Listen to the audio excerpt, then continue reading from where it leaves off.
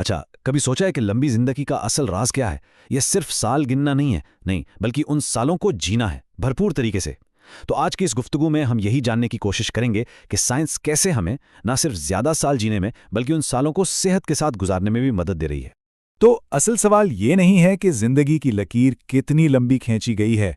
असल सवाल तो ये है कि इस लकीर का कितना हिस्सा वाकई सेहत और तवानाई से भरा हुआ था। यही वो बुनियादी फर्क है जिसे समझना बहुत जरूरी है।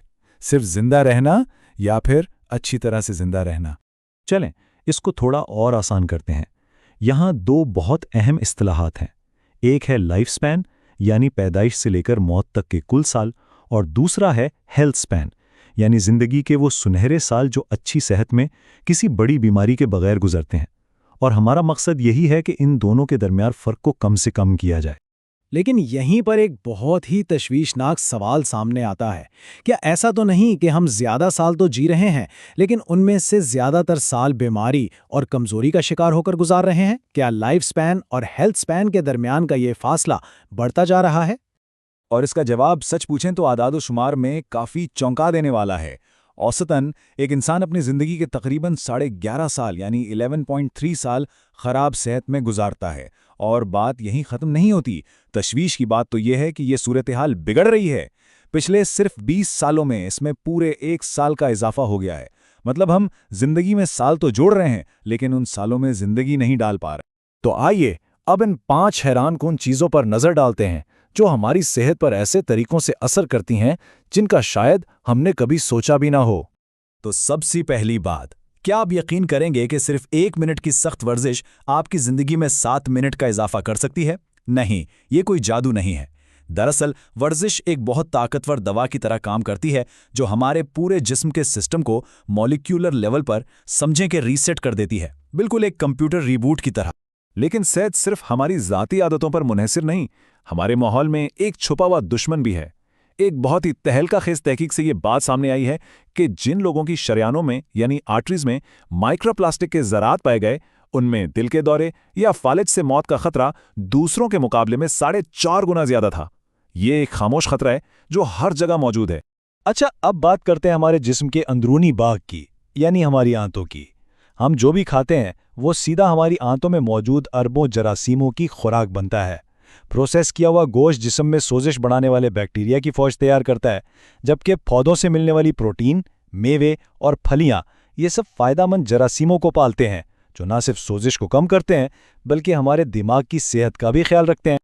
ये बात बहुत दिलचस्प है। हमारे जिस्म की कोई एक उम्र नहीं होती।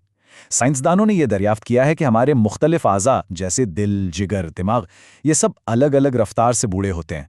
हो सकता है किसी का दिल 40 साल का हो जबकि जिगर 50 साल का लग रहा हो।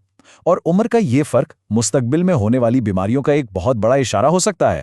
और आखिर में बात करते हैं नींद की। देखें, बात सिर्फ 8 घंटे पूरे करने की नहीं है। तहकीक बताती है कि नींद का तसलसल यानी रोजाना एक ही वक्त पर सोना और जागना किसी भी वजह से मौत के खतरे को कम करने के लिए बहुत ज्यादा अहम है। ये मुस्तकिल मिजाजी दरअसल हमारे दिमाग की रात की सफाई वाली टीम को अपना काम ठीक से करने का मौका देती है। तो अब तक हमने ये तो देख लिया कि क्या काम करता है। आइए अब जरा गहराई में जाकर ये समझते हैं कि ये सब कैसे काम करता है। अब हम बात करेंगे उम्र बढ़ने के पीछे की बायोलॉजी की। आमतौर पर लोग समझते हैं कि सेहत और लंबी उम्र हमारी किस्मत में यानी हमारे जीन्स में लिखी है, लेकिन सच ये है कि लंबी और सेहतमंद जिंदगी का सिर्फ 25% हिस्सा हमारे जीन्स पर मुनहसिर है। बाकी का पूरा 75% हमारे अपने हाथ में है। हमारे फैसले, हमारा लाइफस्टाइल और हमारा माहौल। असल ताकत हमारे इंतखाब में है। इसको समझने के लिए एक साइंसी इस्तिलाह है, एलोस्टैसिस। इससे अपने जिस्म के एक अंदरूनी थर्मोस्टैट की तरह समझें।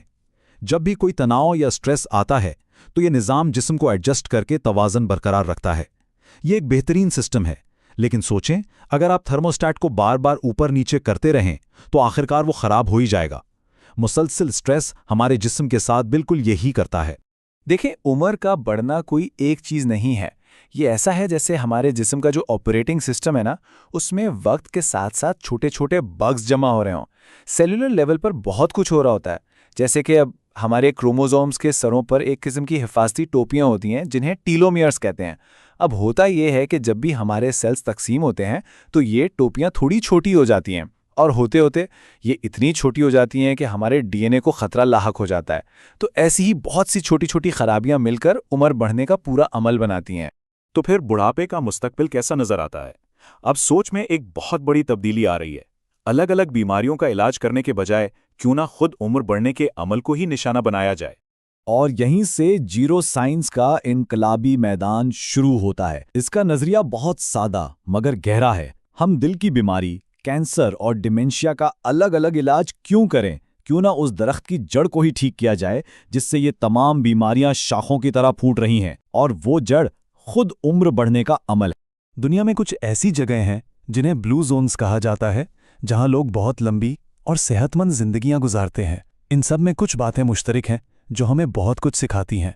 जिंदगी का कोई ना कोई मजबूत मकसद होना, खानदान और दोस्तों से गहरे ताल्लुकात, ज़्यादातर पौधों पर मबनी ग़िज़ा और रोज़मर्रा की ज़िंदगी में मुसलसल चलना फिरना और हरकत करते रहना। लेकिन ये ज़रूरी है कि ये शानदार साइंसी दरियाफ्तें सिर्फ लेबॉरेटरी तक महदूद ना रहें। इसके लिए बड़े पैमाने पर कोशिशों की ज़रूरत है। अमेरिका के नेशनल इंस्टीट्यूट ऑन एजिंग जैसे इदारे इस बात की बेहतरीन मिसाल हैं कि जब हुकूमतें तवील मुद्दती तहकीक में पैसा लगाती हैं तो इससे आम लोगों की सेहत में हकीकी तब्दीली लाई जा सकती है। और अगर सेहत की बात से कायल नहीं हुए तो शायद मईशत की बात से हो जाएं। एक तहकीक के मुताबिक अगर बरतानिया में लोगों की सेहतमंद जिंदगी में सिर्फ 1 साल का इजाफा हो जाए तो इससे मुल्की मईशत को सालाना 60 अरब पाउंड का फ़ायदा हो सकता है। ये बहुत बड़ी रकम है। ये जाहिर करता है कि सेहतमंद लोग ही एक खुशहाल मुल्क बनाते हैं। ये सिर्फ सेहत की नहीं बल्कि कौमी दौलत की भी बात है। और आखिर में एक सवाल जो सोचने पर मजबूर करता है। अगर साइंस उम्र बढ़ने को ही एक काबिले इलाज हालत के तौर पर देखने लगे तो फिर बूढ़ा होने का मतलब क्या रह जाएगा? ये वो सवाल है जो आने वाले दौर में शायद हमारी जिंदगियों की नई तारीफ करेगा।